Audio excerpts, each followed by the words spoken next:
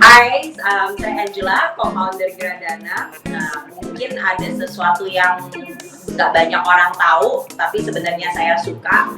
Ya, saya ini pecinta kuliner dan tergabung di komunitas pencinta KPK, komunitas pencinta kuliner plus gitu. Karena kita demennya ngomongin makanan enak dan memberikan info ke satu dan lain teman makanan enak.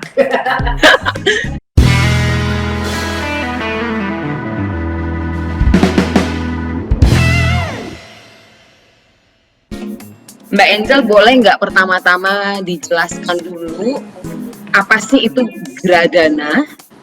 Nah, Gradana itu sebuah perusahaan fintech yang berfokus pada pembiayaan properti, Mbak, gitu. Jadi mungkin kan kalau fintech di luar sana orang mikirnya apakah itu pinjaman online ataupun ada yang jenis kayak pembayaran ya, gitu kayak sekarang pakai GoPay atau OVO itu kan semacam fintech. Nah, tapi basically kalau yang pinjam meminjam itu fintechnya itu namanya kategorinya adalah P2P lending. Nah, di kami sendiri, kami menggunakan jenis mekanisme P2P lending itu sebagai jenis fintechnya, tapi khusus memang pembiayaan kami berfokus di bidang properti. Jadi sebenarnya produknya apa aja sih yang dimaksud dengan pembiayaan properti? Orang kalau mikir pembiayaan properti mikirnya kan KPR kali gitu ya gitu. Nah, tapi di kita tuh sebenarnya nggak melulu bener-bener kayak KPR, Mbak. Yang kita fokus adalah satu kayak pembiayaan sewa gitu. Jadi kalau misalnya mau sewa properti di Indonesia ini kan seringkali pemilik propertinya minta sewanya 1 tahun apa 2 tahun dibuka, yang memberatkan buat konsumen. Nah, jadi itu kita talangin dulu jadinya, terus udah gitu nanti si peminjamnya bayar bulanan ke kita gitu supaya tidak memberatkan. Atau misalnya pembiayaan renovasi. Jadi setelah seseorang itu misalnya membeli rumah atau misalnya satu usaha juga mau buka usaha, kan tempatnya itu perlu didandanin ya supaya enak untuk dihuni ataupun bisa mensupport kegiatan usahanya gitu.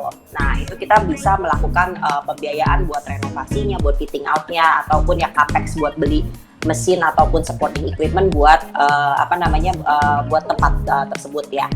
Nah, terus yang salah satu yang lainnya lagi adalah yang buat related baru yang lebih mirip-mirip kayak KPR nih, Mbak, gitu. Tapi sebenarnya fokus kita lebih di DP esensinya gitu. Itu yang membedakan kita sama produk konvensional KPR perbankan. Nah, di mana kita memberikan pembiayaan cicilan DP, jadi talangan DP-nya aja.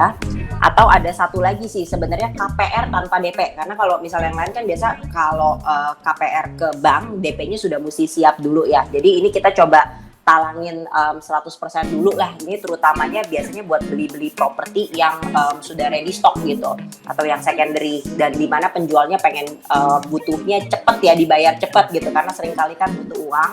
Jadi itu kita talangin dulu semacam 100% KPR-nya.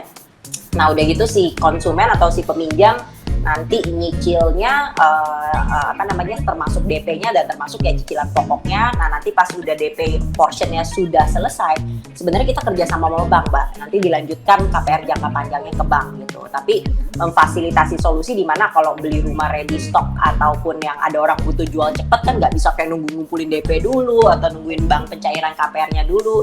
Jadi kita basically membridging masalah-masalah seperti inilah yang dimana dari sisi konsumen atau masyarakat sering hadapi, tapi nggak ada produk yang benar-benar pas gitu dari yang ada di perbankan. Tapi bukan berarti kita itu bersaing dengan bank, tapi lebih sebenarnya complementary sih, Mbak, gitu dengan perbankan. Itu kita mengkhususkan diri lebih ke yang ready stock ataupun secondary sih, Mbak. Jadi misalnya ada orang yang tetangganya tahu-tahu jual rumah di sebelahnya murah gitu loh, tahu-tahu lagi butuh dana dan butuh jual cepat. Nah, mungkin kan saya sebagai tetangganya satu ya kesian gitu, terus kedua wah lumayan juga nih harganya below market value ya, cuman kan karena ini tidak direncanakan sebelumnya, Mbak, apalagi lagi zaman-zaman pandemi ini banyak banget tuh yang kayak gitu tuh, jadinya dijual di below market value, tapi kita ngeliat ini sebagai opportunity bagus nih, kapan lagi gitu bisa dapetin dengan harga segitu. Tapi at the same time juga kan karena itu adalah unplanned major purchase, artinya kan belum ada tabungan untuk menyiapkan buat DP untuk membeli si properti ini gitu.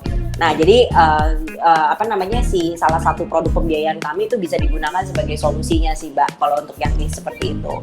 Ini awal Mbak punya ide untuk mengembangkan bisnis modal seperti ini, apakah mengikuti atau perusahaan lain yang sudah berjalan atau memang ini sesuatu yang Mbak create?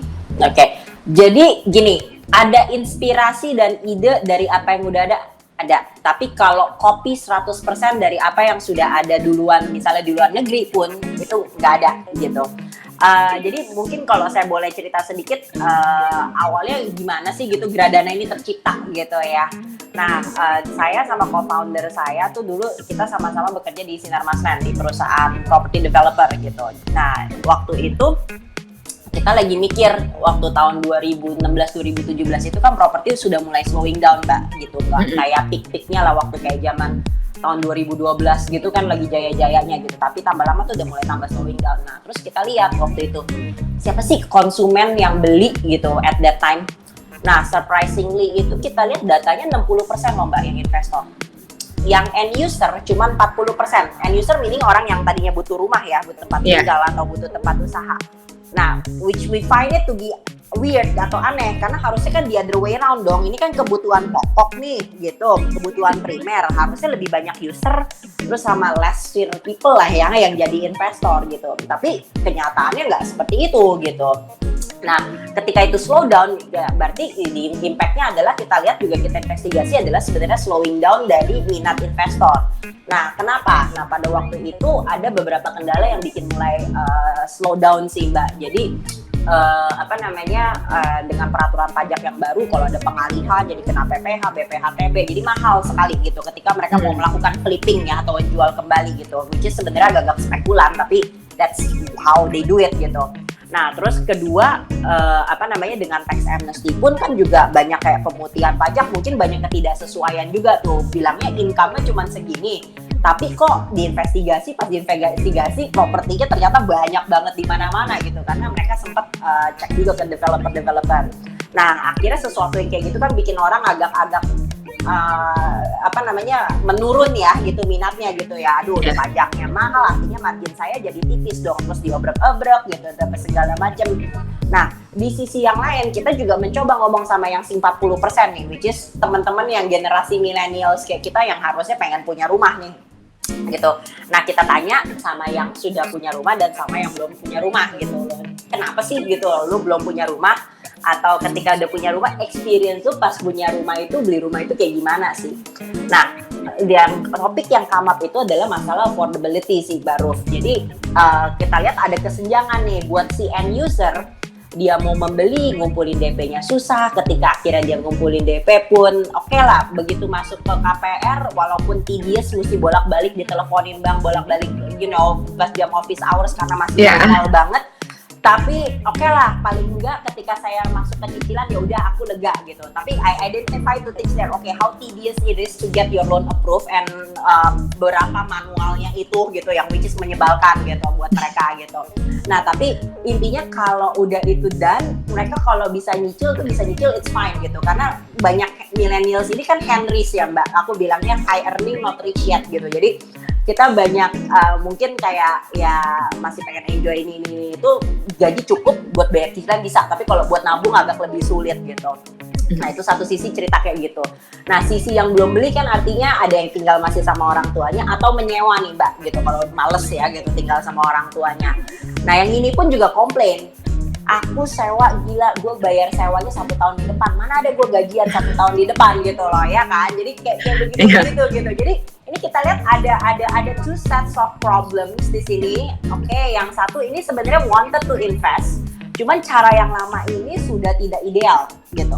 Terus yang satu lagi ini aku butuh produk ini gitu, aku sanggup bayar cicilan bulanannya gitu, tapi aku perlu yang nalangin aja gitu. Nah, intinya kan dengan dua ini, oke, satu you need to create an investment product, yang satu you need to create a financing product gitu. Nah, akhirnya ya terus kita pun mulai get exposed bahwa di luar negeri itu mulai ada nama business modelnya P2P lending. Nah, di Indonesia pun waktu itu juga udah mulai masuk, tapi lebih yang buat UMKM. Nah, lalu kita pelajarin dan terapin, kayaknya bisa nih pakai structure ini gitu. Jadi akhirnya ya jadilah si Gradana.